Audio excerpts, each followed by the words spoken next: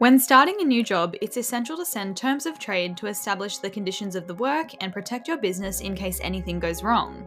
Fergus helps ensure your terms of trade are always sent by displaying a reminder in the top right corner of the job card to let you know if they've been sent or not, and allowing you to attach the terms of trade to your initial email correspondence automatically.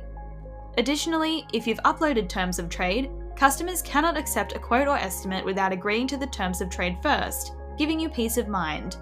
To upload your terms of trade to Fergus, go to Settings and select Terms of Trade. Drag and drop your terms of trade document into the designated upload area. If you don't have your own terms of trade, you can download our template, fill it in with the relevant information, and upload it here. To ensure your terms of trade are automatically attached to the first email sent to a customer, simply tick the checkbox in the center of the page. And that's all there is to it. Now your terms of trade will be seamlessly incorporated into your workflow.